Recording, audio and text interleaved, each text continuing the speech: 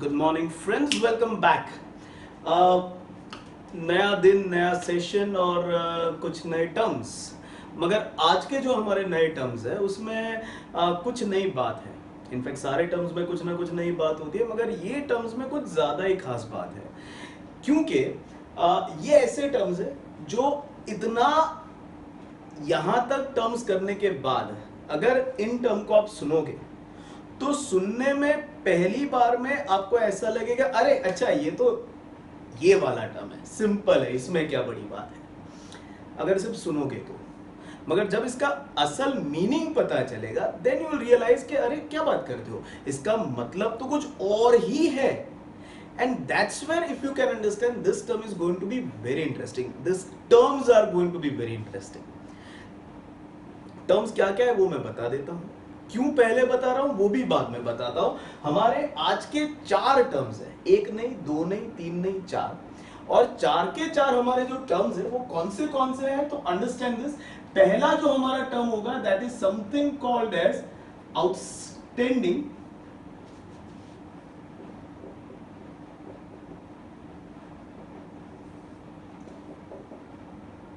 Expense. Outstanding को O/S भी कहा जाता है, इट्स एब्रीविएशन। या तो फिर इसका सिनोनिम जो है दैट इज एक्सपेंस पेएबल। हमारा जो दूसरा टर्म होने वाला है that is going to be outstanding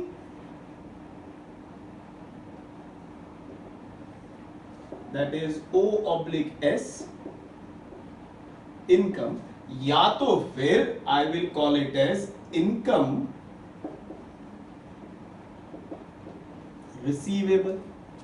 हमारा जो तीसरा टर्म होने वाला है that is something called as prepaid expense, या तो फिर एक्सपेंस पेड इन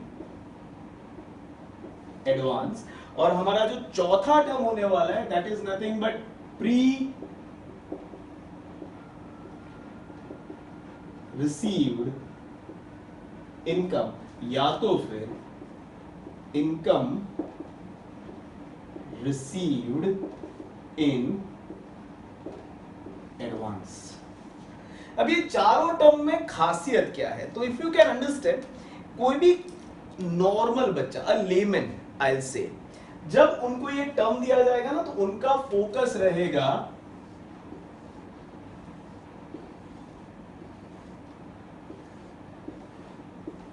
सिर्फ इन चीजों पर कि अच्छा आउटस्टैंडिंग एक्सपेंस, एक्सपेंस पेएबल, यानी हम कुछ एक्सपेंस की बात कर रहे हैं, यानी या तो रेवेन्यू होगा, या तो डिफर्ड रेवेन्यू होगा, या तो कैपिटल होगा। इनकम की बात है, अच्छा ये तो इनकम की बात हो रही है, यानी या तो कैपिटल है या तो रेवेन्यू है, चाहे हम यहां पर है, यहां पर है, यहां पर है, या फिर यहां पर है। That is what every layman is going to understand, that is how every layman is going to understand. But जब हम यहां से पूरा सेशन ले जाएंगे आगे तो you will realise that when I talk about outstanding expense, I'm not talking about expense. When I'm talking about outstanding income, I'm not going to talk about income. When I'm going to talk about prepaid expense, I'm not going to talk about expense. And when I'm talking about pre-received income, I'm not going to talk about an income. In fact, when I say outstanding, when I say prepaid, and when I say pre-received, I'm going to talk about something which is not reflected directly in the terms itself.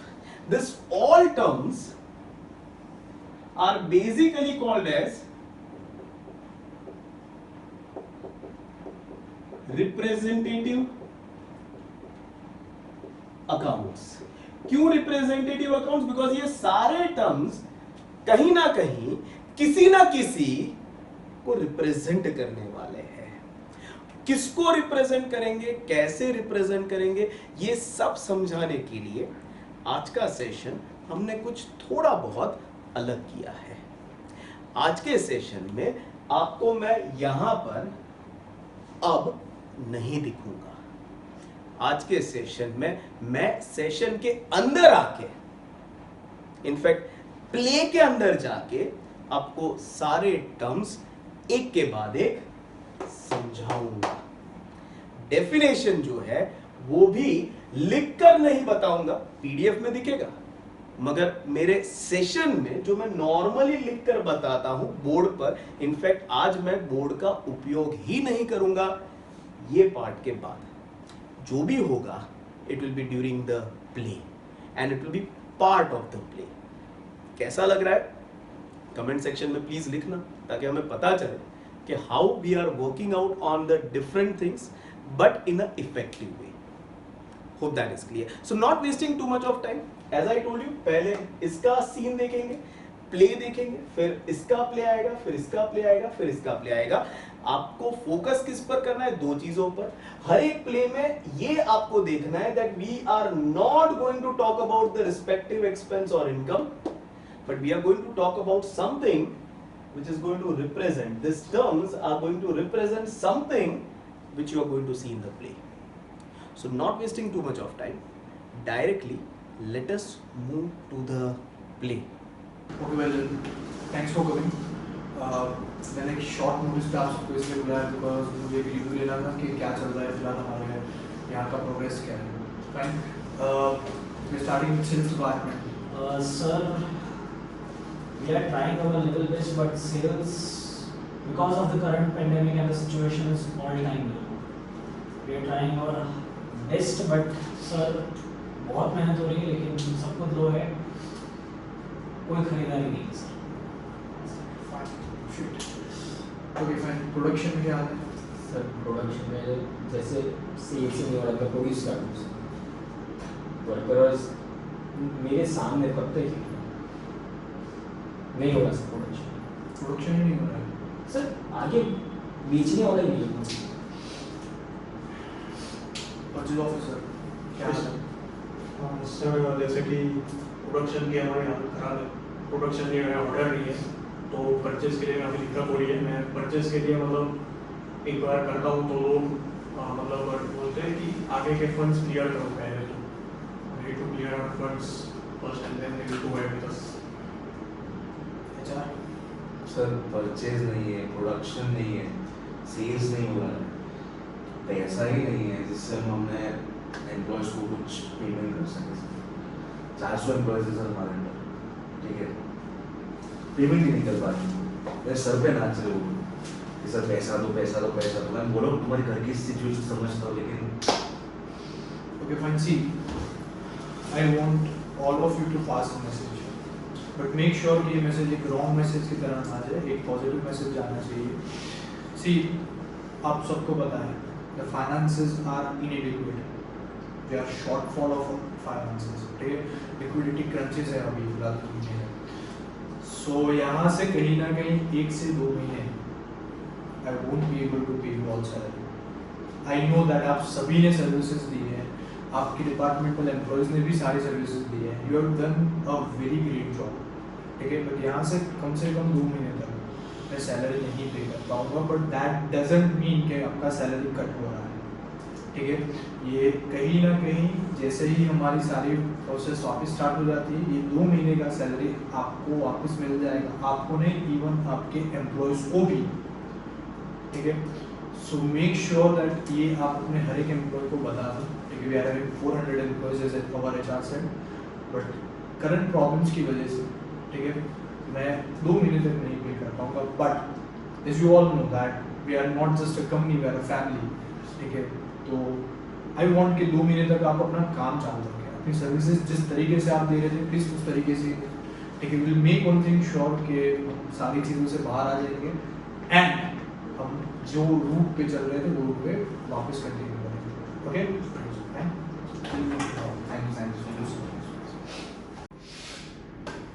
सबको salary पे करना है, सबको salary पे करना बाकी है, उनकी सबकी सर्विसेज मेरे पास आ चुकी है, पैसा पे करना बाकी है, तो वो तो बात हुई है, लेकिन अब इसको मैं अकाउंटिंग में मेरे बुक्स में रिकॉर्ड कैसे करूँ मैं यार।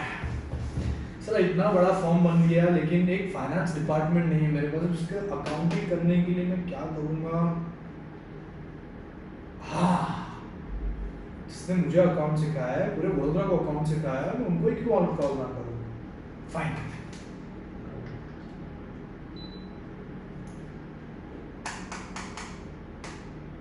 हेलो सर, आपकी बहुत जरूरत है। प्रभु, पथ प्रदर्शित करो। Thank you sir.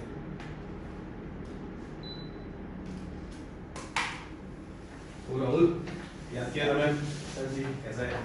Sir please आप यहाँ अरे यार तेरी जगह है यार। नहीं सर प्लीज आप कैसे चल रहा है बिजनेस? मैंने सुना बहुत बड़ा बिजनेसमैन बन गया तू। अरे सर क्या बड़ा बिजनेसमैन, ये हालत में सबकी बात हो गई है अभी। क्या बात करते हो यार? सर बहुत खराब हालत हो गई है, अब इसीलिए मैंने आपको कॉल किया। बराबर। बोला ना, प्रभु पथ प्रदर्शित करो आज सच में। तूने बोला और मैं आ गया। सर प्रॉब्लम ये हुआ है, हम्म। अभी थोड़ी देर पहले मेरी बोर्ड मीटिंग हो रही थी। वी डिसाइडेड दैट, मैंने एक कंक्लूजन उनको बताया था कि कम से कम 2 महीने तक मैं उनको सैलरी नहीं दूंगा। वो काम करेंगे, उन्होंने सर्विस दिया है मुझे पैसा पे करना बाकी, ठीक है।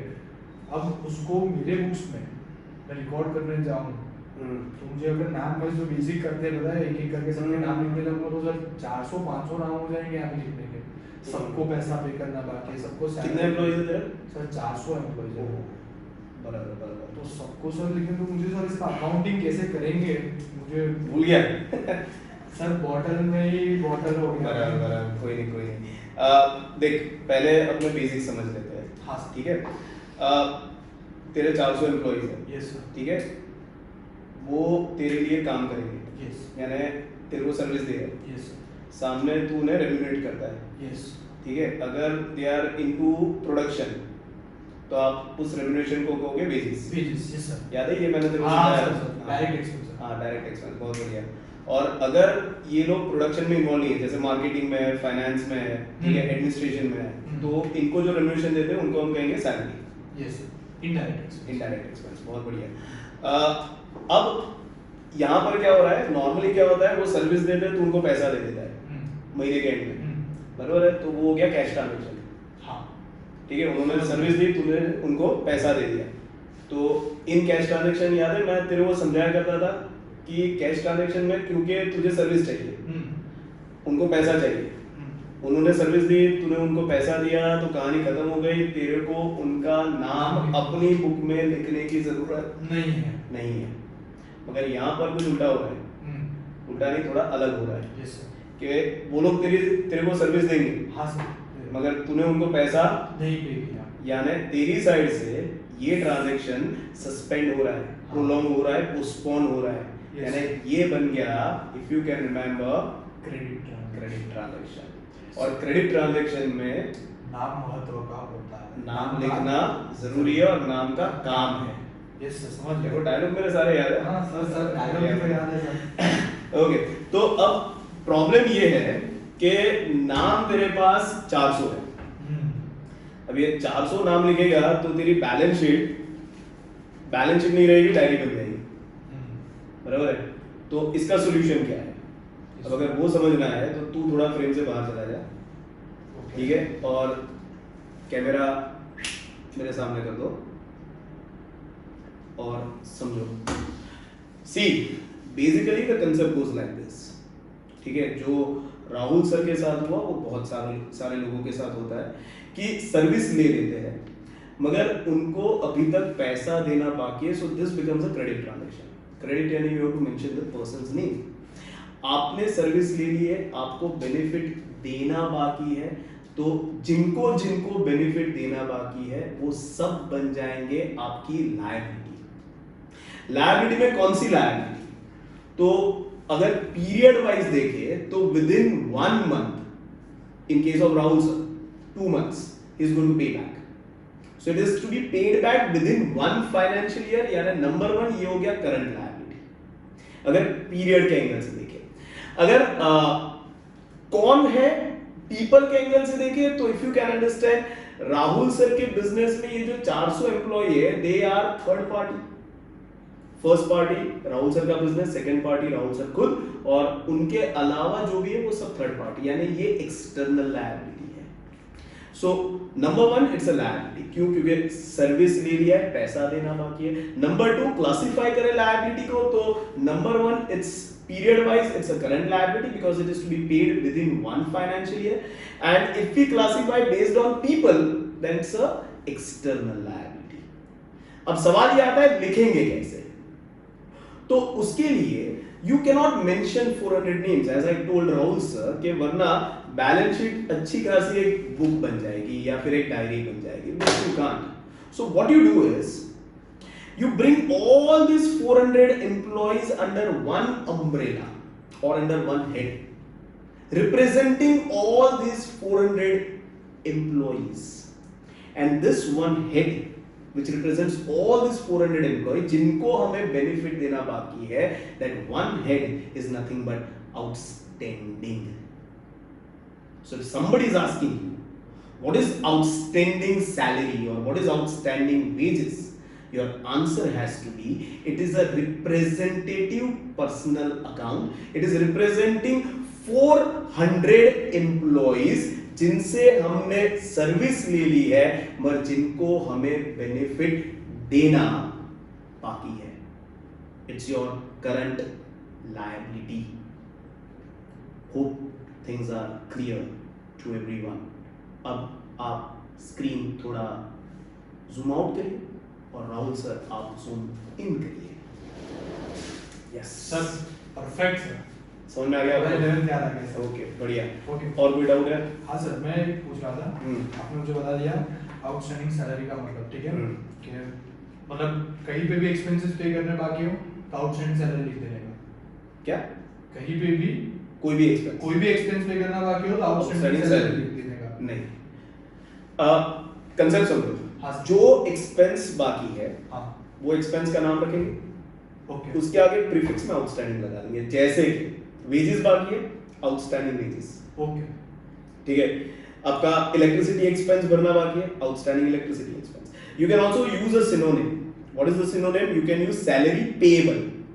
पे करना बाकी है. एग्जैक्टली. वेजेस पेएबल, पे करना बाकी है. इलेक्ट्रिसिटी पेएबल, पे करना बाकी है. Stationery payable. पे करना बाकी है.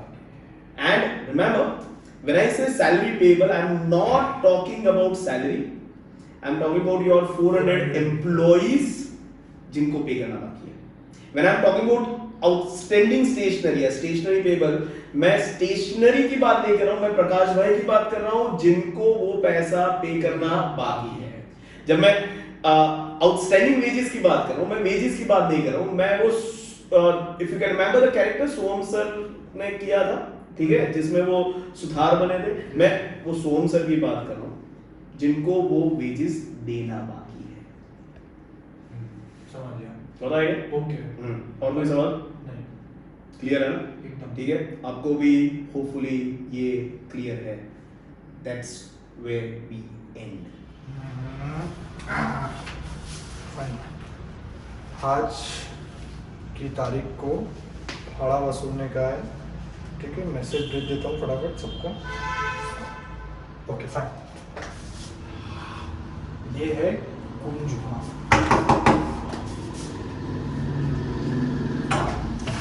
शांति से यार, आपका ही दरवाजा है. हाँ, बोलो बोलो राहुल सर, कैसे हो? वो सब छोड़ो, सब बढ़िया चल रहा है. भाड़ा देना है. आपको भी पता है ना राहुल सर, कोरोना वायरस की वजह से नहीं चल रहा है सर. कहाँ से आपका रेंट दे? देखो आपका पैसा मिल जाएगा तो थोड़ा टाइम लगेगा. अरे यार, मैंने आपको यार पूरा मेरा प्रॉपर्टी इतना अच्छा यूज़ करने के लिए दिया है, ठीक है. इसके बदले मैंने आपको उस टाइम पे भी दिया था कि एक तरीके का सर्विस है मेरा, ठीक है.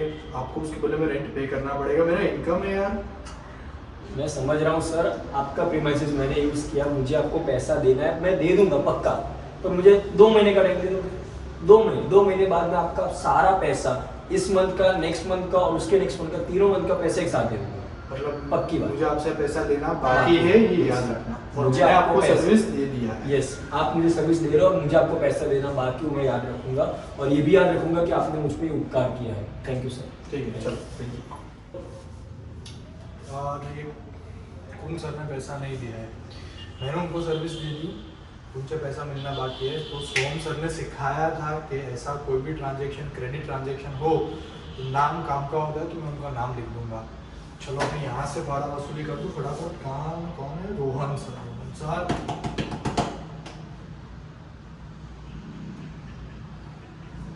अरे राहुल भाई, हाँ क्या बात है, बोलो बोलो बोलो। बस अभी आपको पता है आज की तारीख कौन सी तारीख होती है? भाड़ा वसूली है।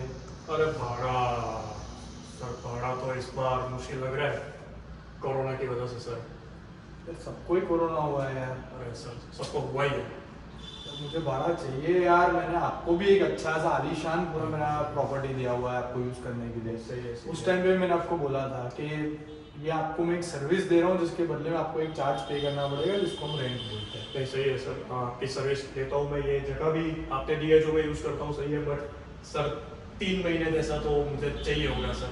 हाँ आप मेरे को 3 महीने दो, मैं ये महीना उसके बाद का महीना और बाद में तीसरे महीने का सब आपको चुका दूंगा। जो आप सर्विसेज मुझे देते हो उसके सामने आपको रेंट चुका दूंगा मैं। थोड़ा टाइम दीजिए सर बस। याद रखना मैंने आपको सर्विस दे दी लेकिन आपसे मेरी इनकम मिलना बाकी। याद रखूंगा सर, बिल्कुल याद। ठीक है? ठीक है, थैंक यू सर।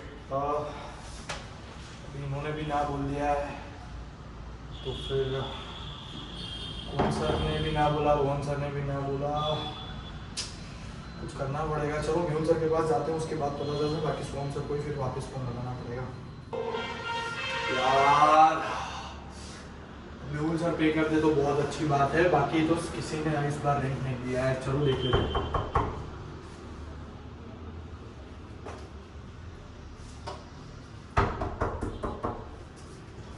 आ रहा है थोड़ा राह देखने का। अरे यार नहीं देखिए देखो, अभी आप ही मेरी आखिरी उम्मीद हो। क्या हुआ तेरे को? आज का डेट आपको पता है, आज की तारीख को मैं भाड़ा वसूली करने आता हूँ। तो आपको पता होगा आज भी मैं भाड़ा लेने आया हूँ। भाड़ा? भाड़ा वो हर बार तो दे देता हूँ ना मैं। हाँ आप दे देते हो, इसलिए इस बार भी आप दे दो। लेकिन अब क्या है कि ये जो कोरोना फैला है उसमें धंधा नहीं हो रहा है। मेरे को कोई धंधा नहीं मिल रहा है। आपके वहाँ पे हो तो बोलो मैं धंधा करते हैं। नहीं कोई मेरा भी धंधा नहीं चल रहा है यार। मेरे पास पैसे ही नहीं है, पैसे नहीं है, मैं क्या हाँ करूं? हाँ ठीक है तुम चिंता मत करो। देखो इतना मैं- अच्छा प्रॉपर्टी यूज करने के लिए दिया हाँ, आपको, ये सर्विस मैंने आपको दिया। ठीक है आप रो मत मैं बहुत खुश हूँ नहीं, आपने नहीं, दिया। हाँ। मेरे को थोड़ा टाइम दो, मैं हाँ। 2 महीने में या 3 महीने में मैं आपका सारा उधर ही चुकाएगा। हाँ थोड़ा टाइम दे। हाँ ठीक है याद रखना मैंने आपको सर्विस दे दिया है। हाँ, लेकिन आपसे इनकम लेना बाकी है। मैं दे देगा तेरे को। हाँ। मैंने सर्विस दिया है, मैं देगा, पैसा देगा। ठीक है आप लोग जाओ अब वही कर। यार एक जन से इनकम लेना बाकी होता है तो वो मेरा डेटर बन जाता है। ठीक है उससे पैसा लेना बाकी था कौन सर से, तो एक नाम था तब तक तो चलो नाम लिख देते। ये तो एक से वापस ज्यादा हो गए यार। और ऐसे तो कितनी प्रॉपर्टीज है मेरी, सबके पास से अभी सभी ऐसा बोलेंगे सबके पास से पैसा लेना बाकी है। तो इसका अकाउंटिंग अब कैसे करेंगे यार? वापस सोम सर को फोन लगाना पड़ेगा यार। एक से ज्यादा लोग के पास से पैसा लेना बाकी है तो तीनों का नाम लिखेंगे। उसके अलावा मेरी दूसरी प्रॉपर्टीज में से भी बहुत सारे लोगों से पैसा लेना बाकी है। नहीं होगा यार, सोम सर को ही बुलाना पड़ेगा। हाँ सर, बिजी नहीं हो ना सर? हाँ सर, वापस प्रभु पथ प्रदर्शित करो sir. Thank you sir, thank you. अरे राहुल क्या बात है सर? कैसा है? बैठे अच्छा एक काम कर, अगली बार एक कुर्सी खाली कर। हाँ सर। जिस हिसाब से तू रहा है मुझे वापस आना ही पड़ेगा। बोल सर वापस एक प्रॉब्लम हो गया है। क्या हुआ इस बार? सर इस बार थोड़ा उल्टा प्रॉब्लम हो गया है। इस बार ऐसा है सर कि मेरी करीबन कुछ 16 प्रॉपर्टीज थी। ठीक है, 16 प्रॉपर्टीज मैंने रेंट पे लेके थे। ओके, तो हर महीने ऐसा होता था कि मैं जाता था और उनके पास से रेंट लेकर आ जाता था। सर इस बार जिसके पास जा रहा हूँ सब लोग कोरोना बोले नहीं हो पाएगा, 2-3 महीने तक नहीं पे करेंगे। कोरोना में सबकी ना ही है। हाँ समझ गया। कोरोना तो कोई कर ही नहीं रहा है। सही बात है। तो सर अभी प्रॉब्लम ये सिचुएशन मेरी यार ऐसा है कि एक अगर होता तो मैं नाम लिख देता। तो सर 16 लोग जहाँ से मुझे पैसा लेना बाकी है इनकम पूरी मिलना बाकी है, मैंने उनको सर्विसेज दे दिया है, तो सर नाम का काम है वो तो मैं समझ गया था। सर अब वापस कैसे सबके नाम लिखने जाऊंगा तो वंस अगेन बच जाएगा सब कुछ, तो sir Okay, say it's a mirror image to what we discussed last Yes, time. sir. ठीक है, उस समय तेरे को 400 लोग थे जिनको पे करना बाकी था और उन्होंने तेरे को सर्विस दे दी। अगर पे कर दिया होता तो कैश ट्रांजैक्शन होता तो किसी का नाम नहीं लिखता, क्योंकि पे करना बाकी था तो नाम का काम था। 400 नाम लिख नहीं सकते वरना बैलेंस शीट की बजाय डायरी हो जाती, इसलिए हमने उन 400 के ग्रुप के अंदर लेकर आए थे और उस ग्रुप को कहा था आउटस्टैंडिंग एक्सपेंस, सैलरी तो सैलरी, वेजेस तो वेजेस, स्टेशनरी तो स्टेशनरी। एंड वहां पर उन्होंने समझा था कि आउटस्टैंडिंग सैलरी बोलते हैं तो सैलरी नहीं देखना है, जो 400 लोगों को पे करना बाकी है वो 400 लोगों को रिप्रेजेंट करता है। ठीक है, अब यहाँ पर बहुत सिंपल है, इसका exact if you can understand mirror image लेना। हाँ सर, ठीक है, मतलब क्योंकि मिरर इमेज लेना है तो मिरर में से मैं दिखूंगा, तो वापस मिरर से बाहर चला जाएगा। ठीक है, तो focus. Okay, now the concept is actually a mirror image and it goes like this. जैसे आपने सीन में देखा that राहुल सर ने सर्विस दी, किसी ने मुझे बहुत इंटरेस्टिंग सवाल पूछा, सर हम बिल्डिंग दे रहे हैं, सामने पैसा मिल रहा है तो सर्विस कहाँ आई? रिमेंबर, बिल्डिंग नहीं दे रहे हैं, हमने बेचा नहीं है बिल्डिंग अभी भी राहुल सर का है। वो राहुल सर ने कुन सर या फिर रोहन सर या मेहुल सर को राइट दिया to use his building and that's the service that Rahul sir is giving. इसलिए पहले जिसने भी ये सवाल पूछा था, hopefully you got your answer. It's not the building, he's not giving away building, he's just giving right to use that building for a specific period, and against that right he is charging something, and that something is rent. So for Rahul sir, rent is his revenue receipt, जो उन्हें हर महीने मिलने वाला है। Frequency, if you can understand, receipt में we always see frequency at least more, rather once in a financial year, यहाँ पर once नहीं है, बार-बार है। मगर प्रॉब्लम कहाँ पर आया, अगर वो बिल्डिंग देते यूज करने के लिए, प्रीमाइसेस देते और सामने पैसा मिल जाता, कैश ट्रांजैक्शन हो जाता, इनमें से किसी का नाम लिखने की जरूरत नहीं थी। मगर क्योंकि यहां पर कोरोना के वजह से या whatever may be the reason, if Rahul sir is giving premises और सामने अगर कुन सर या रोहन सर या मेहुल सर या उनके जैसे 16 लोग पैसा नहीं देते, तो राहुल सर के एंगल से अगर सोचोगे तो उन्होंने सर्विस दे दी है और इन सबसे पैसा मिलना बाकी है। तो क्योंकि मिलना बाकी है, कुछ भी मिलना बाकी है, वो बन जाता है आपका असेट। अब असेट में कौन सा असेट, तो let's classify in different category. अगर बेस्ड ऑन अपीयरेंस है तो ये जितने भी लोग थे, राहुल रादर रोहन सर ले लो या फिर मेहुल सर ले लो या फिर कुन सर ले लो, you can see them, so they are basically tangible assets. अगर पीरियड की बात करें तो they have all promised to pay within 2 और 3 months, so within 1 financial year उनसे पैसा मिल जाएगा, तो ये करंट असेट हो गया। Hope that is clear. और अगर रियलाइजेबल वैल्यू के बेस पर देखें तो दे हैव रियलाइजेबल वैल्यू, उनसे पैसा मिलने वाला है, तो they are all real assets. That's point number 1, classification की बात की। अब लिखेंगे कैसे, तो ऑब्वियसली 16 नाम लिख नहीं सकते, क्योंकि अगर 16 नाम लिखेंगे तो balance sheet will go in pages, we don't want that to happen. So what we do is, ये 16 के 16 लोगों को इंडिविजुअली नहीं दिखाएंगे, मगर इनको एक अम्ब्रेला के अंदर लेकर आएंगे, जैसे सैलरी में किया था।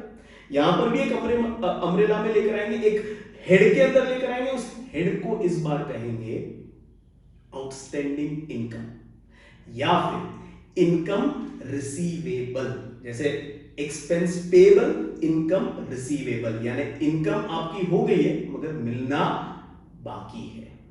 तो यहां पर क्योंकि इनकम का नाम रेंट है, तो यहां पर कहेंगे आउटस्टैंडिंग रेंट या फिर रेंट रिसीवेबल। इसमें एक आपको एडवाइस देता हूं कि rather than using word outstanding rent, it is better to use rent receivable, because if I say only outstanding rent तो कंफ्यूजन होगा कि पे करना बाकी है या रिसीव करना बाकी है। बट इफ आई क्लियरली से, अगर पे करना बाकी है तो रेंट पेबल बोलता हूं, और अगर रिसीव करना बाकी है तो रेंट रिसीवेबल बोलता हूं, तो absolutely the reader is clear कि रिसीव करना बाकी है या पे करना बाकी है। मगर ध्यान क्या रखना है, When I say rent receivable, I'm not talking about rent, I'm talking about those 16 tenants जिनसे वो पैसा मिलना बाकी है। तो अगर डेफिनेशन की बात करें, अगर कोई पूछता है व्हाट इज रेंट रिसीवेबल या इनकम रिसीवेबल, उसका डिफाइन करके दो, तो डेफिनेशन कुछ इस तरह से जाएगा, it is representing a person. Hope that is clear. Representing person, which person? तो person to whom business has given service, but from whom business is yet to receive benefit back. Hope things are clear to everyone who is listening. In front of me and on my right hand side, you may come in the scene now. Rahul sir. समझ में आया कौन सा? एकदम समझ गया sir. Okay. कोई सवाल? हाँ सर, मतलब सिंपल है सर कि पैसा मिलना बाकी हो तो रिसीवेबल, ठीक है, रेंट रिसीवेबल बोल देने का, और अगर पे करना बाकी है तो रेंट पेएबल, परफेक्ट, ठीक है। हाँ। कोई भी इनकम मिलना बाकी उसको रेंट रिसीवेबल बोल देंगे। गलत, कोई भी इनकम नहीं। ओके, मैंने क्या सिखाया था? जो भी पर्टिकुलर इनकम है उसके पीछे इस बार सफिक्स, ठीक है। अब प्रीफिक्स बोलोगे तो आउटस्टैंडिंग लिखना पड़ेगा, अगर सफिक्स लिखते हो तो रिसीवेबल। सो अगर रेंट बाकी है तो रेंट रिसीवेबल, इंटरेस्ट मिलना बाकी है तो इंटरेस्ट रिसीवेबल, ब्रोकरेज मिलना बाकी है तो ब्रोकरेज रिसीवेबल, रॉयल्टी मिलना बाकी है तो royalty receivable. Whatever income is yet to be received, उसके पीछे एक सफिक्स लगा दो, रिसीवेबल। तो रिप्रेजेंट करेगा इनकम को नहीं, उन लोगों को जिनसे इनकम लेना बाकी है और हमने उनको सर्विस दे दिया है। क्लियर है? एकदम पक्का ना? एकदम। हाँ, तो 16 नाम के बजाय एक नाम, that's why it's a representative personal account, it is representing those 16 people. Clear है कहानी? एकदम। और आपको भी क्लियर है? पक्का है ना? समझ में आया ना? Okay, that's it. On. Come in, sir. यार उनको मैं सर एक रिक्वेस्ट करनी है। बोलो। सर थोड़ा एडवांस चाहिए इस बार, थोड़ा मेडिकेशंस और उसमें एक्सपेंसेस बहुत बढ़ रहे हैं आजकल। सो क्या चाहिए एडवांस में? सर एडवांस में थोड़ा मतलब रुपीस सैलरी चाहिए। सैलरी सर एडवांस में चाहिए। यार ठीक है, कितने महीने का चाहिए? सर 2 महीने का। 2 महीने का सैलरी में तुम अभी दे दो। हाँ सर। फिर सर तुम भाग गए तो? नहीं सर, नहीं भागूंगा सर, आज तक कभी भागा हूँ सर, नहीं तो फिर कभी भी नहीं भागूंगा। यार, तो technically the story goes like this कि मैं तुम्हें अभी 2 महीने का सैलरी दे रहा हूँ। Yes sir. और तुमसे सर्विसेज लेना बाकी है। हाँ सर, आई नो सर्विस देना बाकी है मुझे। ठीक है, कोई दिक्कत नहीं। 2 महीने का सैलरी दो, ठीक है। अकाउंट्स डिपार्टमेंट में जाके बात कर लो, जो चेक आएगा उसमें साइन कर लूंगा। ओके ओके, ठीक है, thank you so much sir, Yeah. Thank you so much.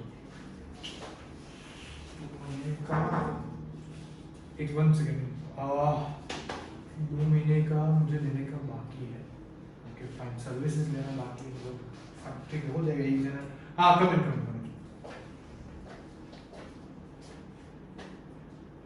Sir वो थोड़ा एडवांस चाहिए। क्या एडवांस है तुमको?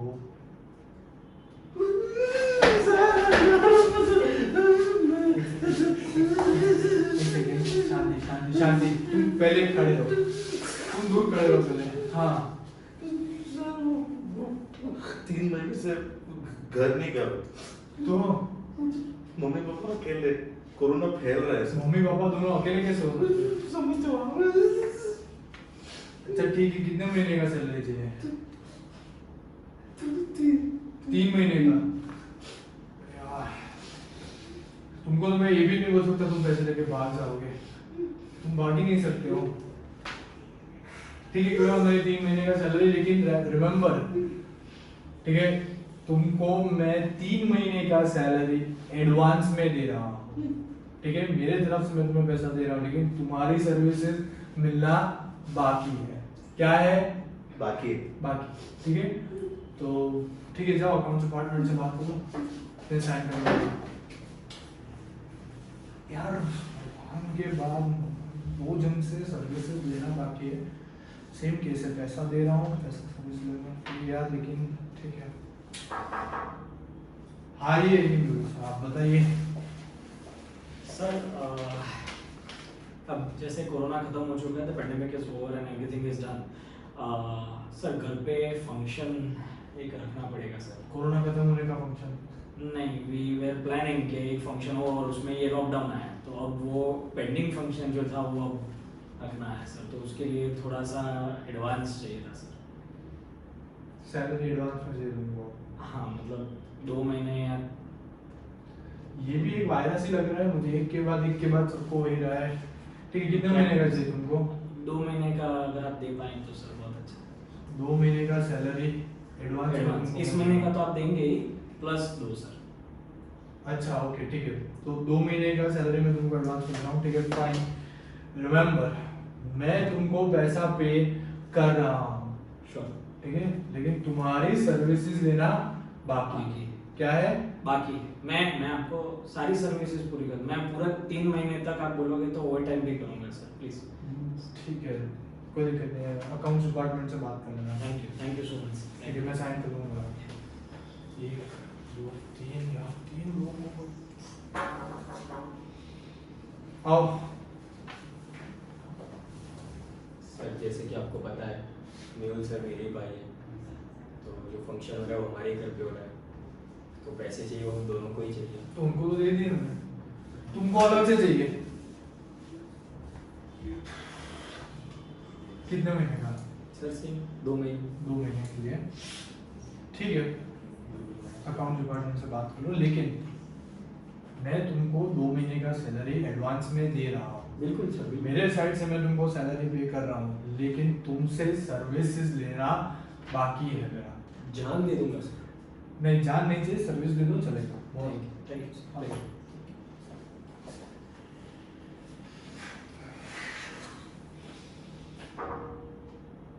हाँ, हेलो सर। कितने महीने का सैलरी चाहिए तुमको? सर 2 महीने का, पर्सनल रीजन है। पूछा नहीं है, मुझे पता ही है तुमको एडवांस में चाहिए, ठीक है। याद रखना तुमको मैं पैसा दे रहा हूँ, लेकिन तुमसे सैलरी सर्विसेज मिलना बाकी है। बाकी है। क्या है? बाकी है। हाँ जाओ अकाउंट डिपार्टमेंट से बात। Thank you sir. यार एक जन होता तो ठीक है, इतने सारे लोगों को एक ही साथ सबको पैसा मैंने दे दिया है, लेकिन सबसे वापस सर्विसेज मिलना बाकी है। क्या करेंगे?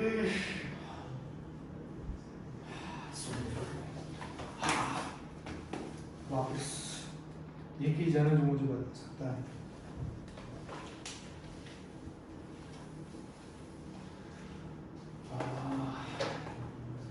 हाँ सर, सोम सर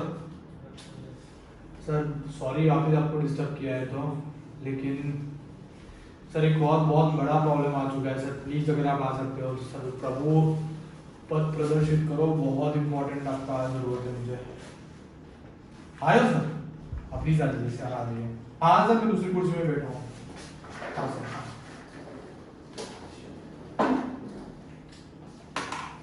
राहुल सर एक काम कर, मैं यही बैठ जाता हूँ। नहीं सर आप बैठो सर, आप तो बहुत खराब हालत हो गई है।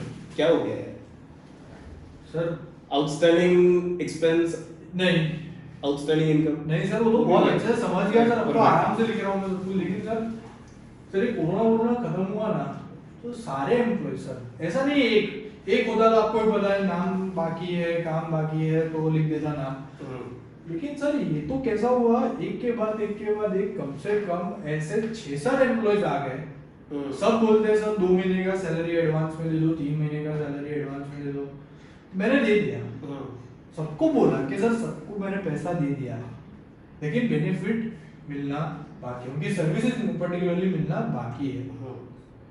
तो सर ऐसी सिचुएशन में भी एक होता तो नाम लिख देता, ठीक है, लेकिन यार सर इतने सारे लोग हैं और समझो सर ऐसे तो मैं ये सिर्फ सोच रहा था कि ऐसे 400 एम्प्लॉयज है, सबको एक दिन देना सर पड़ा तो उसको फिर कैसे दिखाएंगे सर, इसका अकाउंटिंग कैसे होगा?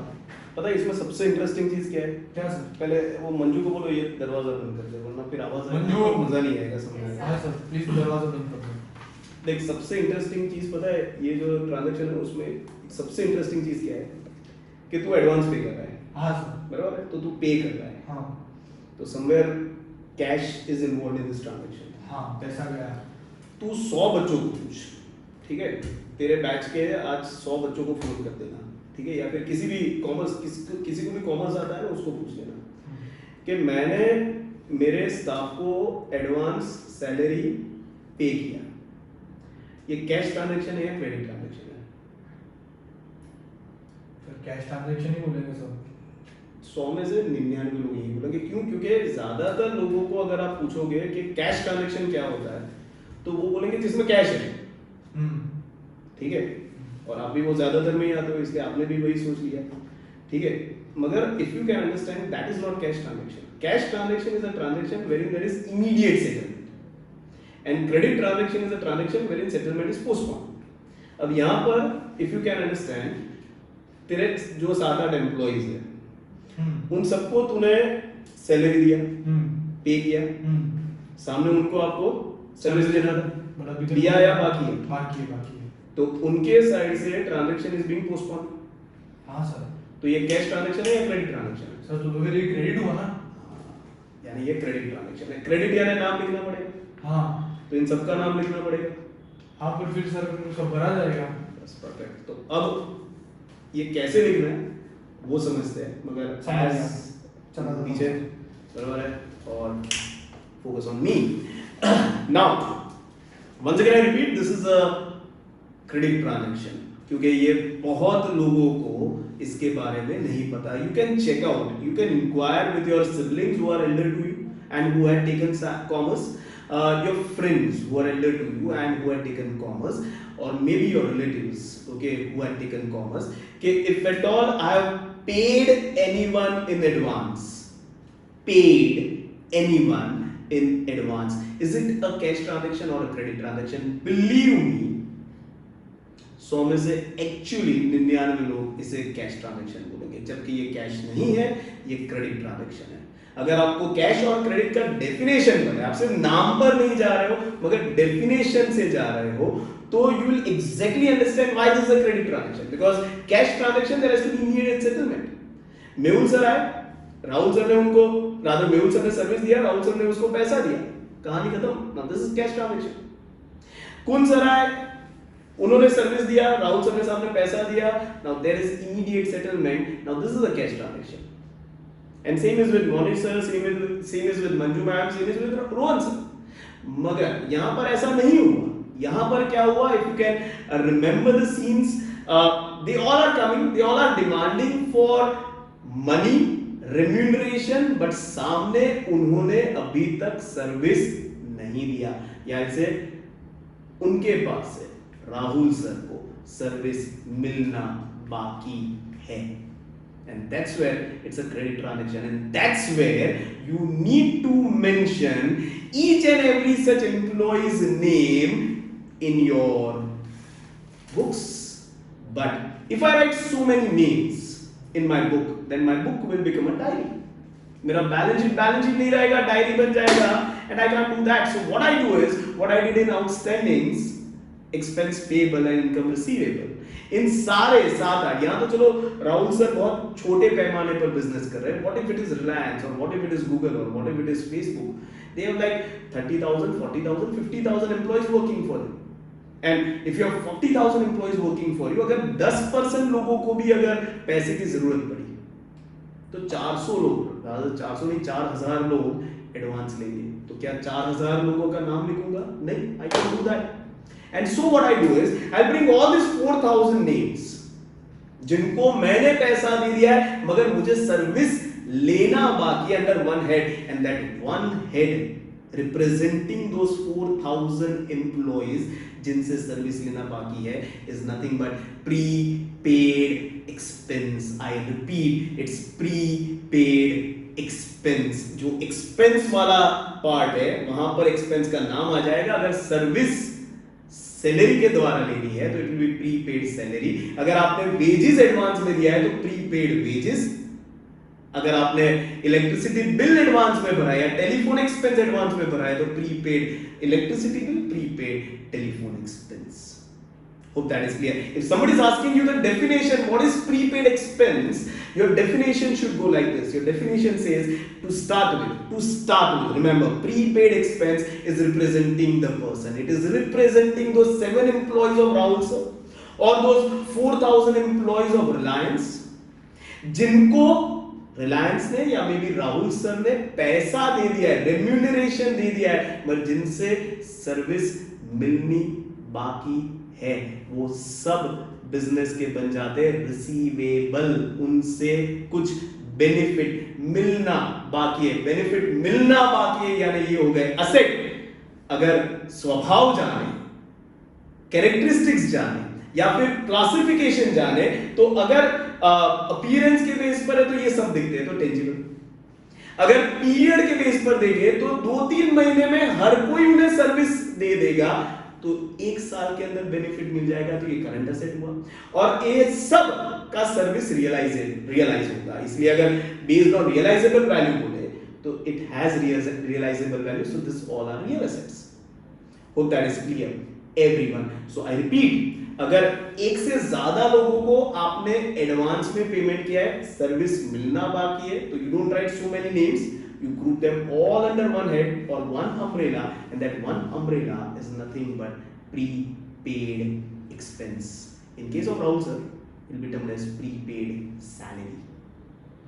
Hope things are clear to everyone who is in my front and this time on my left. Please get in. Any doubts? नहीं सर, Okay. पूरा क्लियर हो गया प्रॉपर्ली. हाँ, कुछ पूछना है आपको? ये मेरे सब हो गए प्रीपेड सैलरी. मतलब कभी भी ऐसा हुआ कि मैंने पे कर दिया है एक्सपेंस, ठीक है, और उनसे सर्विसेज देना बाकी है, तो ये मेरा प्रीपेड सैलरी नहीं, कभी भी नहीं. जब सैलरी एडवांस दिया है तो प्रीपेड सैलरी, वेजेस एडवांस दिया प्रीपेड वेजेस. अगर आपने इलेक्ट्रिसिटी बिल मान लो एडवांस पे पे कर दिया, prepaid electricity bill, electricity expense, ठीक है. अगर आपने से फॉर एग्जांपल किसी को कैरियर या ट्रांसपोर्टेशन एक्सपेंस एडवांस में दिया तो प्रीपेड कैरियर. सिंपल. ओके, समझ गया, बराबर. समझ गया एकदम perfect. और कुछ आपको पूछना है? नहीं बस. एक और डाउट आता है जो शायद आपको भी फ्यूचर में आ सकता है या फिर आपको तो पक्का आएगा. And that doubt is there are many who thinks that sir salary is revenue और उसका बेनिफिट मिलना बाकी है, तो कैन आई से it is deferred revenue instead of prepaid? हाँ सर, ऐसा मुझे भी हो रहा था, है ना? हाँ. तेरे दिल की बात मैं जानूं, तो आंसर टू दैट क्वेश्चन. वापस इनको आउट ऑफ फोकस कर दो और I be in the frame. This is very interesting, not there in any of the text book, इसलिए अच्छी तरह से सुनना, अच्छी तरह समझना. Deferred revenue expense, it is basically a revenue expense, मगर it is non-recurring in nature. Why? Because from this revenue expense, it is assumed that it has benefit of more than one financial year, and that's where a part of it is carried forward, and the part which is considered to have been exhausted is closed to profit and loss account. The carried forward part is considered as fictitious asset. Hope that is clear. This was deferred revenue expense for you. Now many have this doubt कि sir यहाँ पर अगर आज मान लो 31 मार्च है और Mehul sir या Rohan sir या कुन सर या मोनिश सर या मंजू दीदी अगर आए और वो अपना सैलरी लेकर चले गए, रेम्यूनरेशन लेकर चले गए for coming 3 months, that is April May June. March आज और अप्रैल मई जून का वो सैलरी लेकर चले गए, जबकि उनसे वो सर्विस मिलना बाकी है, तो can we treat this as deferred revenue expense? Answer is a big no. You will say why? Understand the difference. When I say prepaid expense and when I say deferred revenue expense, दोनों में बहुत बड़ा अंतर है. Deferred revenue expense में you don't know exactly for what period you are going to get that benefit. If you can remember that skit of Monish sir, उनको ऐसा लगता था कि 5 साल के लिए बेनिफिट मिल सकता है, फिर शायद वो 5 का 3 भी हो सकता है और 5 का 7 भी हो सकता है. Hope that is clear. So you are not specific that how long you are going to get that benefit. मगर यहाँ पर Rahul sir is absolutely specific boss. Mehul sir से कितना एडवांस दिया तो 2 महीने का, तो कितना सर्विस मिलेगा 2 महीने का. It's not an assumption, it's a fact. Monish sir से 3 महीने का उन्होंने एडवांस दिया तो कितना बेनिफिट मिलेगा? 3 महीने का। इफ यू कैन अंडरस्टैंड, ये वो रेवेन्यू एक्सपेंस का हिस्सा है जिसका एग्जैक्टली उनको पता है कि कितना बेनिफिट मिलेगा। It is defined. deferred revenue expense में it is never defined, it is an assumption, and that's the basic difference. ये वाला portion I want you to see in a loop. Why in a loop? Because it's not there in the textbook, it's not there on the internet. No YouTuber has ever talked about this, क्योंकि पता भी होना चाहिए बात करने के लिए। Hope things are clear. So once again, मेरे सामने hope things are clear, मेरे लेफ्ट में hope things are clear, and still if any doubt please come in the frame. नहीं सर, ये तो एकदम खतरनाक था। क्लियर? एकदम out of box. Out of course था। एकदम मस्त। हाँ, क्लियर हो गया ना? डेफर्ड रेवेन्यू एक्सपेंस और prepaid expense they are not same नहीं है। सेम। प्रीपेड में एग्जैक्टली पता होता है कि कितना बेनिफिट मिलना बाकी है। 2 महीना तो 2 महीना में 2 का 3 नहीं हो सकता, और 2 का 1 भी नहीं होगा। नहीं होगा। फिर ऐसा भैया तू सवाल मत पूछना कि सर अगर कुंसर का एक्सीडेंट हो गया तो। नहीं सर, ऐसा सब नहीं। हम पॉजिटिव ही सोचते हैं सर।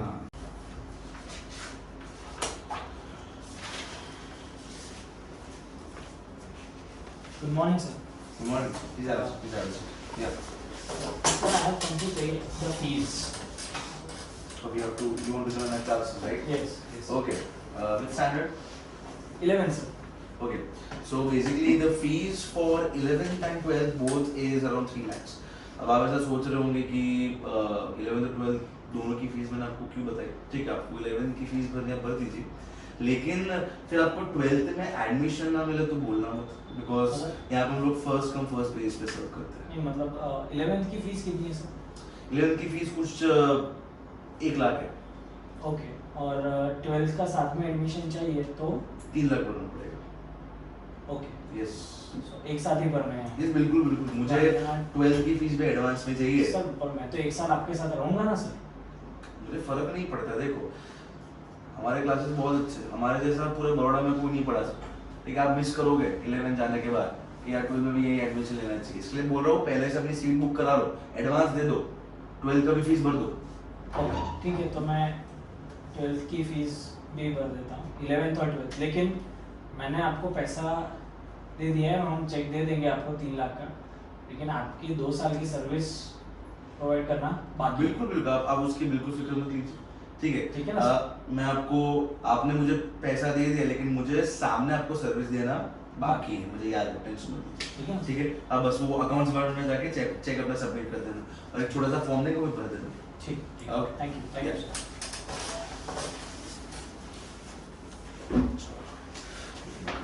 सर, मैं come in sir? Please come in. Thank you sir. Hi sir, good morning. Good morning, have a seat. Yeah yes sir, actually मुझे एडमिशन चाहिए था। मैंने बहुत अच्छा सुना आपकी इंस्टीट्यूट के बारे में, आप बहुत अच्छा पढ़ाते हो और बहुत अच्छे पैसे चार्ज करते हो, तो मुझे दोनों के बारे में जानना है सर। ओके, तो कौन सा स्टैंडर्ड के लिए admission? Sir 11th science. 11th science के लिए, ठीक है। आपने बिल्कुल सही सुना, जैसे हमारी सर्विस है वैसे हमारी फीस है। ठीक है, बिकॉज हमारा सर्विस पूरे बड़ौदा में सबसे बेहतर है, हमारे जैसा सर्विस कोई नहीं देता। तो 11th और 12th दोनों की फीस मिला के होती है आपकी 3 लाख रुपए। ऐसा अगर मुझे सिर्फ 11th अभी करना हो, देखने तो दो पहले, बाद में 12th। देखो आप कोई भी साइंस स्टूडेंट से पूछ लीजिए, हमारी रिपोर्ट तो आपको अच्छी मिलेगी। बिल्कुल सर। ठीक है, इसके लिए बोल रहा हूँ कि 11th की फीस भर दो, हमें कोई दिक्कत नहीं है, लेकिन फिर 12th में एडमिशन ना मिले तो प्लीज मुझे मत बताना, क्योंकि सब कुछ first come first serve basis पे चलता है। ये तो दिक्कत होगी। ओके चलो ठीक है, तो आपने कितना 3 लाख बताया 11th और 12th साथ में? 3 लाख। हाँ, पर चलो मैं आपको ये 3 लाख रुपए दे दूंगा, मतलब मैंने अपने पैसे दे दिए, मैंने अपना काम कर लिया। बिल्कुल, आप मत भाग जाना। बिल्कुल, कहाँ भागने वाला भाई, बस यही ऑफिस है, यही सीट है, लक्ष्मी चिट फंड वाला तो वो नहीं। ठीक है, कि आज ऑफिस से कल नहीं होगा, वही उसी डर से मैं आपको बता रहा हूँ, भाग मत जाना। टेंशन मत लो। ठीक है, आपने मुझे पैसा दे दिया है, ठीक है, मेरा जो सर्विस देना बाकी है वो 2 साल के, 1 साल 2 साल के लिए दे आपको दूंगा, सर्विस करवा, ठीक है? टेंशन मत लो, 2 साल वसूल करेंगे। ओके ठीक है, तो मैं आपको चेक लेके आता हूँ मैं, पर 2 साल का सर्विस देना बाकी रहेगा। बिल्कुल, यहाँ मत देना, वो अकाउंट्स डिपार्टमेंट में चेक सबमिट कर देना। ओके सर, ठीक है, थैंक यू सर।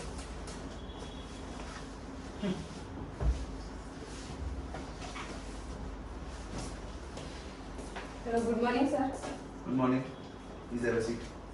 सर मुझे 11th के लिए एडमिशन लेना है। अच्छा, आप एडमिशन लेना है? तो मुझे लगा आपको बेचना है। नहीं, ओके, कोई दिक्कत admission नहीं। लेना है। ओके ओके, हाँ ठीक है। कौन से स्टैंडर्ड में आपको एडमिशन चाहिए? 11th। 11th स्टैंडर्ड, ठीक है। तो हमारे जो फीस है वो 11th और 12th दोनों की मिला के 3 लाख होती है। बट सर मुझे 11th में ही लेना है सिर्फ अभी के। ठीक है, 11th में ले लो, कोई दिक्कत नहीं है। ठीक है, 11th की फीस 1 लाख रुपए। फिर क्या है बेटा कि 11th में हमारी सर्विस एकदम टकाटक टॉप क्लास है, ठीक है। कि 12th में आपको हमारे पास वापस आना ही पड़ेगा। पूरे बड़ौदा में हमारे जैसा कोई नहीं पढ़ा, ओके। ठीक है। तो 11th में आ गए, फिर 12th तो आना ही है।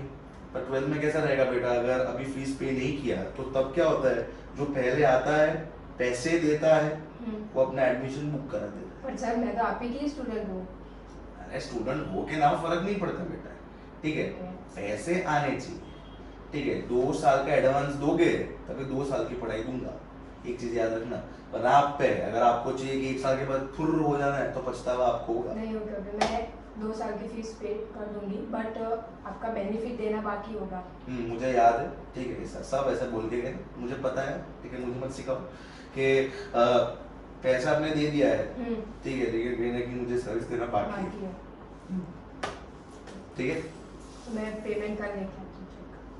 आओगे ना कल? हाँ हाँ ठीक है, कोई दिक्कत नहीं। Thank you.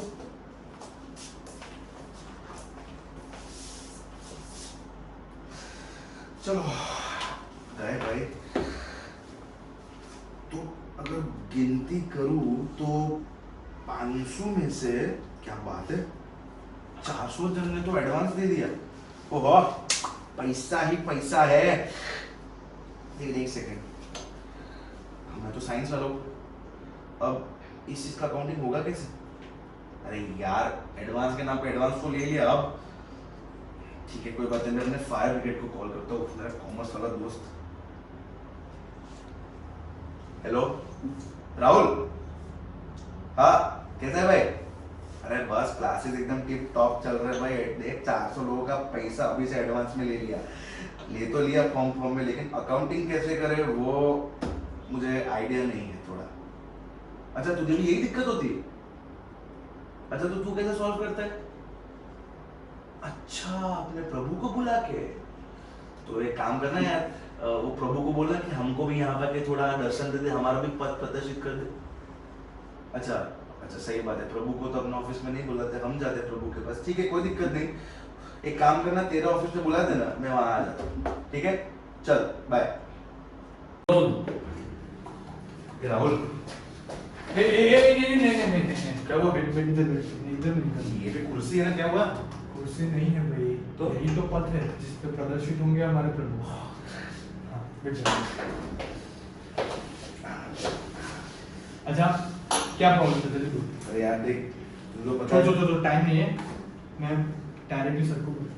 अरे राहुल, क्या है? प्रभु प्रभु प्रभु है। बैठ ओए, टाइट है थोड़ा। हालत गिरा है और पैंट दोनों टाइट है। सही बात है तुम्हारी। बोलो इनको प्रॉब्लम था। हाँ बताइए क्या हुआ? एक्चुअली मैं साइंस की क्लासेस चला तो, लेकिन मैं भी खुद साइंस में ग्रेजुएट, ठीक है, बहुत अच्छा क्लासेस चलते हैं मेरे। अब क्या हुआ कि 500 बच्चों में से 400 बच्चों का मैंने फीस एडवांस ले लिया। क्या बात है? दोनों का। खैर ऐसा हमने तो कभी नहीं किया था। बस इस बात पे रहो कि 400 बच्चे हैं। नहीं वो कैपेबिलिटी पर नहीं यार, 400 बच्चों का आपने एडवांस फीस दे दिया 11 12 का एक साथ दे भी दिया उन लोगों ने। अरे वाह, बहुत बढ़िया। ठीक है, अब मैं तो फॉर्म में ले लिया, ठीक है, ये लो पैसा लो पैसा लो। अब दिक्कत है इसका अकाउंटिंग कैसे करूं, वो पता नहीं चल। बराबर। ये मैं पता है जब आपने 11 दिया था बोल रहा था हाँ। हर एक को कभी ना कभी कॉमर्स का जरूरत पड़ता ही है, इसलिए कॉमर्स लेना चाहिए, साइंस नहीं लेना चाहिए। चल एनीवेज, अब देख तेरा प्रॉब्लम का सॉल्यूशन देता हूँ, सुन अच्छी तरह से। पहले तो ये जो भी अकाउंटिंग होता है ना तेरा, उसमें ये फीस को कैसे दिखाना है उसके लिए पहले तो ये तेरा जो ये एकेडमिक ईयर है ना वो खत्म होना है, ठीक है। तेरा 11 तो तू खत्म करेगा, जैसे 11 खत्म होगा तो जो 11 का फीस है, ठीक है, जो तूने रिसीव कर लिया है और उसका सामने सर्विस भी दे दिया है, उसको तू क्लोज कर देगा तेरे प्रॉफिट एंड लॉस अकाउंट, बराबर, और उसे हिसाब करेगा कि तुझे फायदा हुआ या नुकसान। बराबर, 500 स्टूडेंट है तो नुकसान तो मेरे हिसाब से नहीं होगा, मगर जो भी है। अब जो 12th का फीस है, ठीक है, अब ये साल में तो दोनों तो पढ़ाने नहीं वाला, ठीक है, सिर्फ 11th ही पढ़ाएगा। 12th का तेरा पढ़ाने का भी बाकी है, that entire activity is still to be done. मगर तूने पैसा जनरेट कर लिया है, यानी पैसा ले लिया है, बराबर है, तो पैसा ले लिया है, बेनिफिट देना बाकी है, देना बाकी है, हाँ। देना बाकी है। तो पहले तो तेरे को पूछना, इसको तो पूछने का कोई फायदा नहीं है।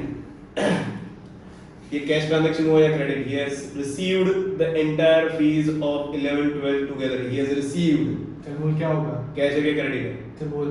क्रेडिट कार्ड वाला ट्रांजैक्शन। नहीं भाई, तेरे को पैसा मिल गया है, हाँ। तो कैश होगा या क्रेडिट? पैसा मिला तो कैश ही हुआ ना।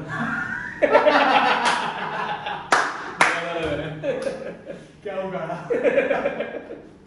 अब सुन, जोक से बाहर, और आप लोग भी सुनिए, इसमें आपको हटने की जरूरत नहीं है, आप रह सकते हो। This is one mistake which you will see everyone making, and if you want to know कि जिस बंदे से आप बात कर रहे हो उसको अकाउंट्स का बेसिक आता है कि नहीं, it can be your friends, it can be your relatives, it can be your own teachers. Then ask this question: कि you have received advance fees from your student, is it a cash transaction or credit transaction? Believe me, 100 में से 99 लोग आपको मिलेंगे जो ऐसा कहेंगे cash है। क्यों? क्योंकि उनके लिए जिस ट्रांजैक्शन में कैश है, जैसे आपके लिए रहा, वो कैश ट्रांजैक्शन है, मगर ऐसा नहीं होता है। What is cash transaction? Transaction wherein there is immediate settlement. आपने सर्विस दिया, उन्होंने पैसा दिया, अगर ये दोनों साथ में हो जाता है तो कैश। मगर दोनों में से एक भी चीज पोस्टपोन की जाती है, यानी या तो आपने सर्विस दे दिया, उनका पैसा देना बाकी है, या तो आपने पैसा ले लिया है मगर आपको उन्हें सर्विस देना बाकी है, तो वो बन जाता है क्रेडिट ट्रांजैक्शन। तो वापस वही सवाल पूछता हूं, आपने 12th का फीस 11th में ले लिया, तो कैश है कि क्रेडिट है? क्रेडिट है। क्रेडिट है। बहुत बढ़िया। Hope everyone is convinced and hope everyone is clear. To start with, this is a credit transaction when on last day of financial year. Which financial year? 11th standard के खत्म होने पर। Hope that is clear. अब आगे की बात समझाने के लिए आप दोनों हो जाएंगे defocused और मैं हो जाऊंगा focused. Now understand this entire concept. हुआ क्या है? 11th का 12th का दोनों का फीस एक साथ ले लिया, नया बात नहीं है, कहीं इंस्टीट्यूट में कहीं क्लासेस में ये होता है, सही गलत पर हम जा नहीं रहे, हम सिर्फ अकाउंटिंग की बात कर रहे हैं। जैसे 11th खत्म होता है, जैसे मैंने मोनिश सर को बताया कि 11th खत्म हुआ, साल खत्म हुआ, फाइनेंशियल ईयर खत्म हुआ, तो रिसीट्स में इफ यू कैन रिमेंबर मैंने बताया था, रिसीट्स में it is never benefit, it is the period. When that period gets over, you simply close it. Why? Because next period, next financial year, and once again you are going to do the same activity and you are going to generate once again the same receipts. तो इस साल का receipt इस साल close करेंगे, हिसाब करेंगे, अगले साल का रिसीट अगले साल क्लोज करेंगे, अगले साल हिसाब करेंगे। मगर इस चक्कर में अगर मैंने अगले साल जो एक्टिविटी होने वाली है वो रिसीट को इस साल जनरेट कर लिया, तो उसको कैसे दिखाएंगे? तो now this becomes a credit transaction. आपने पैसा ले लिया, आपने यानी इंस्टीट्यूट की बात कर रहा हूं, हम इंस्टीट्यूट के एंगल से देखेंगे, स्टूडेंट्स के एंगल से नहीं। इंस्टीट्यूट ने पैसा स्टूडेंट से ले लिया, जैसे मोनिश सर ने बताया 400 लोगों से पैसा ले लिया है और 400 लोगों को बेनिफिट देना बाकी है, तो ये बन गया क्रेडिट ट्रांजैक्शन। क्रेडिट यानी नाम लिखना पड़ेगा। आप बोलोगे कि सर बेनिफिट देना बाकी है, 400 पेबल्स, क्रेडिटर्स, लायबिलिटीज बन गए। 400 लायबिलिटी यानी 400 नाम लिखने पड़ेंगे। डू यू थिंक 400 नाम मैं बैलेंस शीट में लिखूंगा? As I told you in all my 3 earlier parts, अगर 400 नाम बैलेंस शीट में लिखोगे तो बैलेंस शीट कम डायरी ज्यादा लगेगा। And that's where if you can understand, as we did in expense payable, income receivable and prepaid expense, ये 400 के 400 बच्चों को ये इंस्टीट्यूट एक हेड के अंदर लेकर आएगा और उस हेड को हम कहेंगे प्री रिसीव्ड इनकम। यहां पर इनकम का नाम फीस है तो बोलेंगे प्री रिसीव्ड फीस या fees received in advance, synonyms है, कोई भी यूज कर सकते हो। What is fees received in advance या प्री रिसीव्ड फीस इंडिकेटिंग? अगर कोई डेफिनेशन पूछता है तो your definition will start like this, it is representing a person, because वो 400 लोगों को रिप्रेजेंट कर रहा है। ये सबसे पहले अपने दिमाग में रखना और ये सबसे पहले अपनी डेफिनेशन में डालना। It is representing a person. कौन सा person? The person from whom business has received money but to whom business is yet to serve back, and because it is yet to serve back, benefit लेना बाकी है तो asset, benefit देना बाकी है तो ये बन जाता है आपका लायबिलिटी। अब लायबिलिटी में कौन सी वाली लायबिलिटी? तो दो तरीके से हम उसको आइडेंटिफाई करते हैं, ईदर बेस्ड ऑन पर्सन और बेस्ड ऑन पीरियड।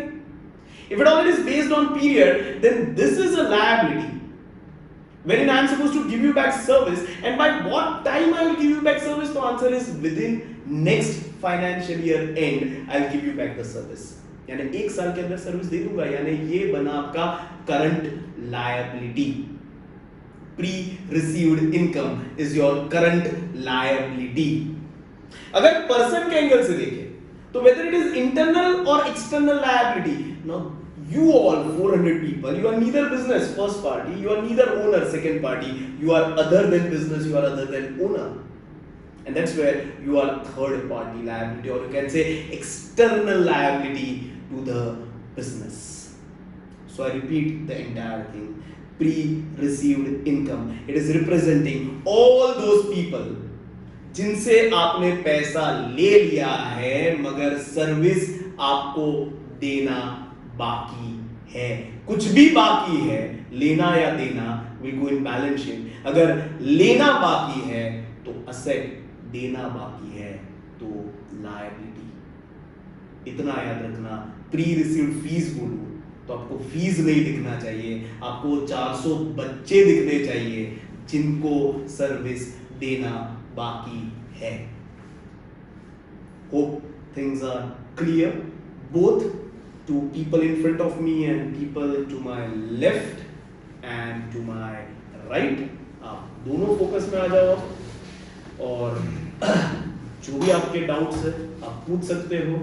कोई आपको डाउट, राहुल सर आप भी पूछ सकते हो, आपको अगर कोई डाउट है तो। आपने तो सच्ची में से पद प्रदर्शित कर दिया मेरा। वो तो मैंने कब का कर दिया था, आया था पद प्रदर्शित करना यानी पाँव दिखाना, वो हो गया। हो गया था। आपको मतलब नहीं पता शायद।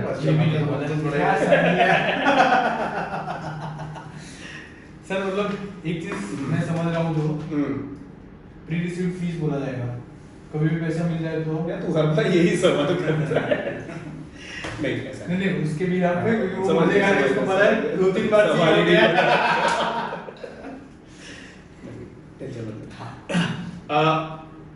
Remember pre-received fees या fees received in advance।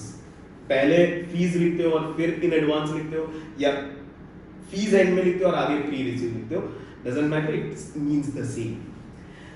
Key thing is income जो भी आए, मान लो आपने इसी तरह से रेंट लिया है, रेंट में भी ये होता है, आप कई बार जब रेंट के ट्रांजैक्शन में आते हो तो आप उनसे 2-3 महीने का एडवांस ले लेते हो, राइट? यानी आपने सर्विस नहीं दिया मगर आप उनसे 3 महीने का एडवांस रेंट ले लेते हो।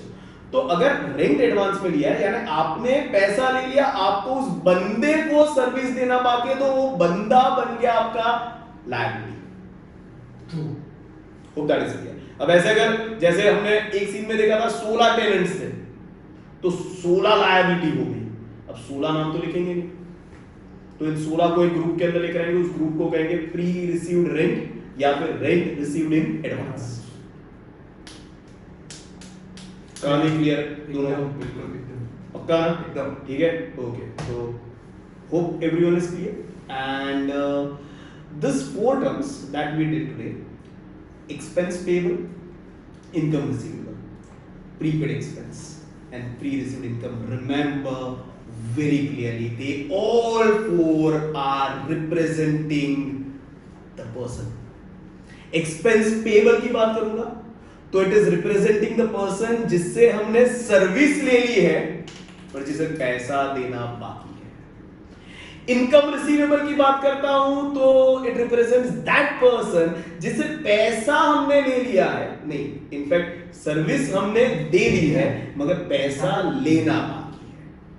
तो एक्सपेंस पेबल और इनकम रिसीवेबल में remember it is money which is pending. Service हो गई है, एक्सपेंस है तो सर्विस हमने ले ली है, इनकम है तो सर्विस हमने दे ली है, बाकी क्या है पैसा. जब प्री रिसीव्ड इनकम और प्री रिसीव्ड एक्सपेंस में आते हैं तो रिमेंबर यहां पर सर्विस बाकी है, पैसा आ गया है. अगर प्रीपेड एक्सपेंस की बात करें तो हमने पैसा दे दिया है, सर्विस मिलना बाकी है. प्री रिसीव्ड इनकम की बात करें तो हमने पैसा ले लिया है, सर्विस देना बाकी है. तो प्रीपेड प्री रिसीव्ड में बाकी क्या है, service. Expense payable expense receivable में बाकी क्या है, पैसा. And that makes you a debtor or a creditor of business, or to be precise, a receivable or payable of the business. Hope things are clear to everyone. There, together we'll end the session and together we'll say hashtag घर बैठे पढ़ो, stay home, stay safe, and take utmost care of your mental and physical health. Bye bye. रुको जरा, रुको, सब्र करो, रुको रुको. एक बहुत ही अच्छा ज्ञान दे रहा हूँ, ले लेना. ये देखो